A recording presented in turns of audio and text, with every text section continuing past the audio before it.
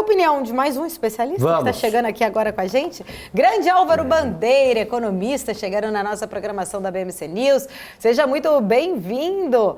Álvaro, sempre um prazer recebê-lo aqui na nossa programação. Você pode estar certa que o prazer é meu. Obrigado pelo convite mais uma vez e estou sempre disponível para vocês.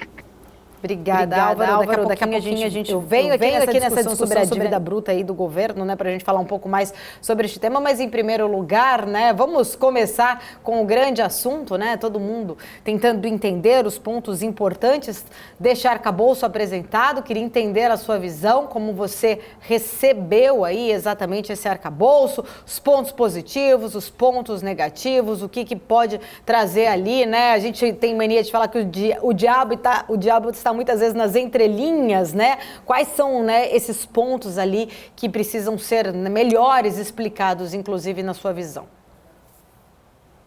Eu acho que quase todos os pontos precisam ser melhor explicados, mas vamos começar pelos positivos, quer dizer, é melhor alguma trava do que nenhuma trava, né? Então, você manter 70% das despesas em relação à arrecadação é sempre um dado positivo. Mas o lado negativo fica por conta de que o governo está apostando bastante num aumento da arrecadação. O aumento da arrecadação, esse que por conta da economia não deve ser tão grande quanto ele espera, porque 2023 é um ano difícil, 2024 aparentemente também será um ano complicado. Então, a gente tem uma possibilidade da arrecadação não bater exatamente o que o governo está esperando.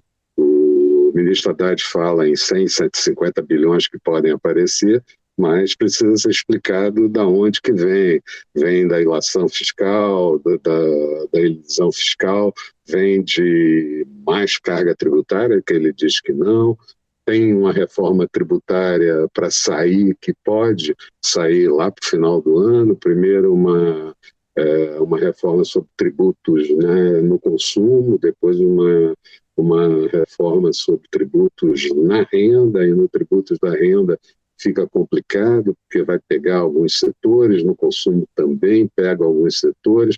Então eu diria que por enquanto não for explicado, enquanto não for para debate no Congresso Nacional, para nós termos exatamente o que o governo está pensando, a situação fica pouco crível, contrariando um pouco o que a ministra do Planejamento, Simone Tebet, diz que é crível e exequível. Então, eu diria que a gente tem que esperar mais para ver de onde vem tudo isso. Por enquanto, é um plano de voo na direção correta, mas a gente aqui no Brasil tem sempre aquela história de ter uma enorme dificuldade de cortar gastos, e o Brasil precisa cortar gastos. Eu estava ouvindo vocês falarem sobre crescimento da dívida, sobre déficit, e o Brasil precisa realmente cortar gastos e não fazer tanta fé otimista na arrecadação. Ainda que o PIB seja um pouco maior do que a pesquisa Foco mostra, seja um PIB de 1,5% em 2023, mas eu acho que não é suficiente para chegar ao equilíbrio fiscal em 2024 e depois colocar à frente de 0,5 ponto percentual e mais 1 percentual em 2025, 2026. Então, eu diria que a gente vai ter que esperar um pouco mais. A gente já esperou tanto por esse arcabouço fiscal, acho que a gente vai ter que esperar um pouco mais essa discussão e como ela vai sair. E o que eu acho mais fundamental, se vai ser cumprida, porque com relação ao teto de gastos, que foi a experiência anterior e que o arcabouço sucedeu, a experiência foi muito ruim, porque era para ser duradouro, não durou nada, houve muitas perfurações e acabou não valendo. Importantes, né? Até como você, né, trouxe agora, né? A gente precisa esperar. Sabemos que o texto ainda vai ser debatido lá na Câmara, no Congresso, no Senado. Deve ter os jabutis, algumas desidratações, algumas questões, até porque o próprio, né, ministro ontem disse na questão de reestruturar, inclusive, alguns setores que não pagam impostos. Tem ali, né, as suas bases que vão lutar muito para isso, principalmente em relação a subsídios, setor do agro, né, que tem ali alguns dos benefícios que podem acabar perdendo, vai ter as suas bases que vão brigar, ou seja, o texto ainda em si, né, só foi uma prévia, vamos dizer assim, dessa apresentação, tem muita água ainda para rolar, mas o que eu quero, né, entender muito aqui da sua visão, o Haddad ele foi muito categórico em falar, nós não vamos aumentar juros, né, tributos, na verdade, nós não vamos aumentar as tributações, porém, ele fala em zerar esse déficit, ele fala, né, em relação, principalmente, você falou aí dos gastos, em nenhum momento a gente viu falar em corte de gastos, pelo contrário, a gente pode gastar com um limite da receita, mas não falou em cortar gastos. A própria Simone Tebet ali deu uma escorregada em não saber na ponta da língua ali, né, quais são os gastos permanentes do país, que tem 90% ali do nosso orçamento. Mas, enfim, você acredita que em algum momento vai ter algum tipo de aumento de carga tributária, né? Nem que seja depois, na hora de ter ali além da reforma tributária em si, mas, por exemplo, taxação de dividendos ou fazer uma tributação, uma reforma do imposto de renda. Em algum momento, o próprio Haddad vai se desmentir do que ele falou ontem? Olha só, eu acho que sobre consumo, a tendência do projeto do API, né, do Bernardo API, é de não ampliar a carga sobre consumo. Realmente a carga já é muito elevada, não tem muito espaço para ampliar. O receio fica por conta de uma segunda etapa, quando for tributar a renda. E aí sim, praticamente certo, e acho que não vai ter quase defesa nenhuma de que juros sobre capital próprio e dividendos vai sofrer mudanças, e vai sofrer mudanças para aumentar a tributação. E a outra situação também importante, e que de repente vai aparecer quando essa discussão se torna mais próxima, é com relação a heranças, a transferência de heranças, né? Que fala-se, já se coloca essas pílulazinhas dizendo a transferência de herança no Brasil é muito baixa, em outros países é muito mais elevada e tal, não sei o quê. Então já se abre um campo para se ter problema de tributação de heranças. Então, eu acho que vai sim, na renda, ter algumas mudanças. Na transformação de impostos, quer dizer, a primeira função é exatamente tornar um pouco mais simples tudo isso. Você tem empresas de grande porte com 70 pessoas na área tributária da companhia para acompanhar tudo que se tem de impostos. Acho que vai se tributar também o que o Paulo Guedes dizia de tributar o vício, né? Bebidas, cigarros, enfim, coisas do gênero. Eu acho que pode ter alguma mudança para aumentar a carga, mas ainda assim a gente vai precisar discutir muito, tem muito lobby que vai ocorrer com relação a tudo isso, e tem algumas coisas que talvez fossem mais fáceis. Por exemplo, a gente gasta em desoneração entre 7 bilhões e 12 bilhões de reais por mês em desoneração de folha de pagamento, e tem alguns setores que não vem correspondendo em termos dessa função de desonerar. Então, acho que são coisas que precisam ser revistas ao longo do caminho para tornar tudo um pouco mais transparente. Por enquanto, a gente não tem transparência nenhuma, por enquanto, a gente vai ter que esperar o que vai acontecer, mas a economia não espera, a dívida brasileira não espera, o déficit fiscal brasileiro não espera, e, portanto, tudo precisa ser muito rápido. Além disso, eu diria que é preciso dar segurança aos investidores. O Brasil precisa de investimento, o governo não tem capacidade de investir, apesar de ter mudado nesse arcabouço possibilidade de investimentos e saldos maiores de receitas além do previsto irem para investimento, irem para reduzir dívida pública, mas o Brasil precisa se mostrar amigo e, portanto, precisa de segurança jurídica, portanto, precisa de marcos regulatórios que sejam, sim, bons para quem vem para o Brasil investir. Quem vem para o Brasil investir vem com um horizonte de 20, 30, 40 anos, se for o caso. Portanto, precisa de regras estáveis, precisa de marcos regulatórios que sejam positivos. Trazer aqui para a nossa conversa também a Alan Gani, que está aqui junto com a gente. Tem perguntas? Fica à vontade, Gani. Legal, bom dia, Álvaro. Pegando um gancho no que o senhor falou em relação que eu achei legal o que você falou, né? A dívida não espera. E aí a gente viu o resultado de fevereiro, o aumento da dívida bruta, né? E um déficit recorde também para o período. Isso foi mais alguma questão técnica ou não? Já é uma sinalização de um governo mais gastador? E aí, só para complementar, o Goldman Sachs já traz essa preocupação também em relação à trajetória da dívida pública daqui para o final do ano. A gente tem essa preocupação. A gente está falando de uma dívida bruta de 73%, né? Uma despesa com juros que em 12 meses atinge 659 bilhões de reais, portanto, é um gasto enorme com juros, 6,5%, para ser preciso, 6,54% do PIB brasileiro é para pagamento de juros. Então, a preocupação é clara para todos nós. E a expectativa é que essa dívida pública ainda vai aumentar, ela pode chegar a 78% do PIB, a dívida bruta, e o que o governo pretende fazer talvez seja, no máximo, uma redução muito lenta da dívida pública, e a gente precisava reduzir um pouco mais rápido. Nós estamos falando de uma dívida bruta de mais de 7,3 trilhões de reais. Portanto, nada mais focalizado do que tentar reduzir a dívida interna brasileira.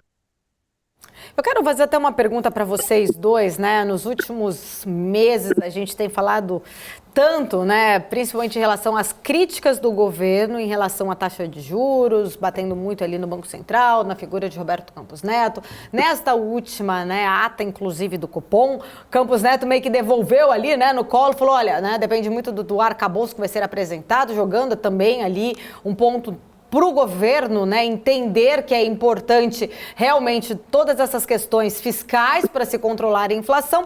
Ele voltou ontem a dizer, né, o que ele já tinha dito ali na ata, na hora que ele estava naquela apresentação do relatório trimestral lá de inflação, ele voltou a dizer que não existe essa relação mecânica entre essa apresentação, né, do arcabouço e a queda de juros imediato, né, e voltou ali, ele acabou, né, conduzindo bem, diz que ressaltou ali, viu, com, né, um bom empenho do ministro em relação à elaboração a essa regra, mas foi muito claro em dizer que não tem essa relação mecânica. E a ata em si também já tinha falado isso, né? Exatamente.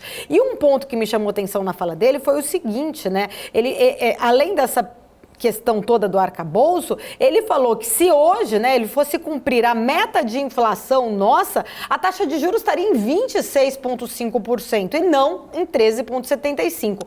Como que vocês avaliam, né, exatamente essa relação agora? Arcabouço apresentado, temos uma longa jornada, precisa ser debatido, conversado, aprovação, Congresso, Senado, enfim, como um todo, mas a postura ali do Banco Central tem ferramentas exatamente num horizonte de, né, a gente começar a ver a taxa de juros caindo? Queria entender a sua visão primeiro, Álvaro. Olha só, primeiro, eu acho que a ata veio quase que tentando dar uma aula para o governo de como se lida com a política monetária, né? Eu acho que foi um manual para o governo, se bem que o presidente Lula diz que tem que jogar os livros de economia todo fora, mas paciência, mas veio dando uma aula de política monetária. Segundo, veio mantendo o tom razoavelmente duro, dizendo depois, na fala do Roberto Campos Neto no RTI, de que ainda não discutiram o arcabouço, portanto, precisa olhar e ver o que vai acontecer. Mas eu diria que com o que foi apresentado ontem e com as possíveis mudanças, com os jabutis que podem ser colocados em cima dessa árvore e tudo mais, ainda não é nada suficiente para o Banco Central e o Copom reduzirem taxa de juros nesse momento, ou nas próximas reuniões. Então, eu diria que vai frustrar novamente o governo por conta disso. Não tem ambiente ainda para reduzir a taxa de juros nesse momento. Tá bom, nós temos um quadro de desaceleração da economia que beneficia um pouco a inflação. O dólar, mais recentemente, saiu daquele patamar lá dos 5,30, veio para o patamar de 5,10, também ajuda na inflação, mas são muito pontuais. O Banco Central e o Copom não agem dessa forma, quer dizer, eles estão olhando 6 trimestres à frente, 9 trimestres à frente, e olhando para isso, ainda se vê que estamos fora da meta. Aumentar a meta não significa, nesse momento, que vai reduzir a taxa de juros, muito pelo contrário. Ao aumentar a meta de inflação, isso pode trazer até um efeito inverso, que seria dizer, a inflação está difícil mesmo de cair, portanto, eu vou pedir uma taxa de juros maior, eu peço uma taxa de juros real maior. Então, eu diria que, nesse momento, não tem um ambiente para reduzir consistentemente a taxa de juros, muito embora a pressão do governo no que diz respeito a isso sobre o Banco Central, sobre o presidente do Banco Central, sempre acarreta algum tipo de efeito de, olha, vamos pensar melhor, vamos ver e tal, não sei o quê, mas acho que o Banco Central tem de colocar o que ele disse na ata e o que o Roberto Campos repetiu no relatório trimestral de inflação. O Banco Central age tecnicamente. Ponto. Gani? Vamos lá. Álvaro, durante as eleições, eu vi muitos gestores, economistas renomados, economistas liberais, inclusive, apoiando, direta ou indiretamente, o Lula, acreditando que ia ser um Lula pragmático, que seria um Lula uma espécie de um estadista, né, capaz de unir o país por uma, entre aspas, frente ampla democrática, etc. E aí, na prática, a gente vê que o mercado, muitos se decepcionaram com este Lula. Muitos economistas, inclusive em artigos muito bons em jornal, criticando as políticas do atual governo. Onde que você acha que foi o erro desses economistas? Você acha que falta um conhecimento de política, capaz de linkar política com economia, né? Por que foram tão ingênuos, ou o Lula que foi muito ardiloso? Olá, eu acho que, na verdade, todos nós tínhamos a ilusão, e hoje parece mais ilusão mesmo, de que nós íamos ter o Lulinha Paz e Amor do governo número 1. Né? Com aquela carta de princípios, aquela carta de 5 pontos ao governo, ao mercado, enfim, coisas mais suaves, mantendo uma política mais liberal. E o que a gente viu logo depois da posse é um presidente mais rancoroso, um presidente mais se aproximando do seu segundo governo, ou o que é pior, do segundo governo, meio segundo governo de Dilma Rousseff. Então, isso tudo acabou decepcionando muita gente. Na verdade, todos nós esperávamos um governo entrando muito tranquilo, democraticamente, tentando juntar, afinal de contas, as eleições foi praticamente dividida, né? Portanto, é difícil obter o apoio, ele teria que seduzir o apoio da banda mais à direita. Então, é natural que todos nós tenhamos um pouco de desilusão ao que aconteceu em seguida à posse do presidente. Maravilha, Álvaro. Quero agradecer. Sempre um prazer poder recebê-lo aqui na nossa programação. Fica o convite para voltar em outras oportunidades. Eu agradeço e aceito o convite. Um abraço a todos. Valeu.